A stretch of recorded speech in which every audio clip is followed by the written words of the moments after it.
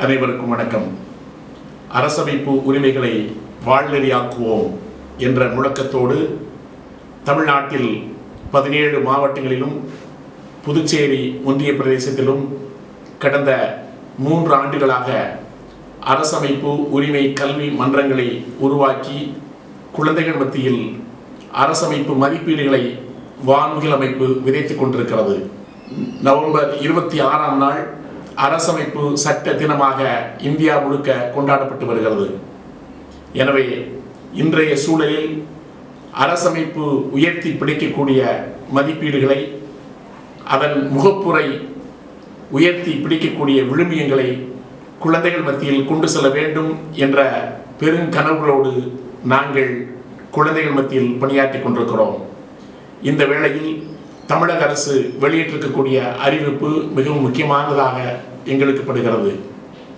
அனைத்து பள்ளிகளிலும், கல்லூரிகளிலும், கல்வி நிறுவனங்களிலும், அனைத்து அரசு துறைகளிலும் அரசமைப்பு சட்டத்தின் முகப்புரையை உரக்க வாசிக்க வேண்டும் என்று தமிழக அரசு அறிவிப்பு வெளியிட்டிருக்கிறது.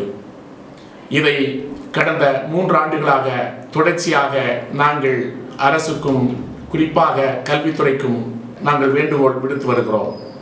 இதன் அடிப்படையில் இந்த அறிவிப்பு எங்களுக்கு மகிழ்ச்சியை தருகிறது.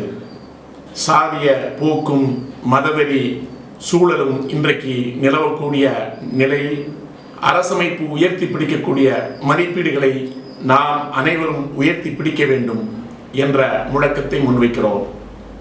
சமத்துவம், சமூக நீதி, சமயச்சார்பின்மை, ஜனநாயகம், சகோதரத்துவம் போன்ற மதிப்பீடுகள் இன்றைக்கு குழந்தைகள் மத்தியில் விதைக்கப்பட வேண்டும்.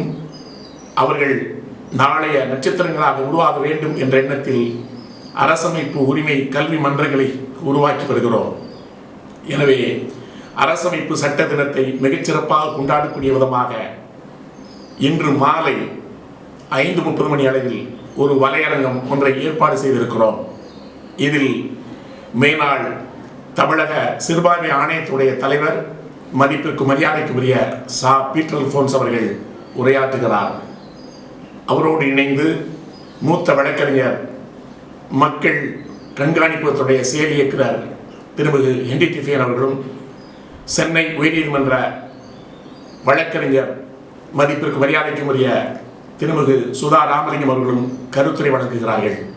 அனைவரும் இந்த வலையரங்கத்தில் கலந்து கொள்ள வேண்டும், சிறப்பிக்க வேண்டும் என்று அன்போடு அழைக்கிறோம்.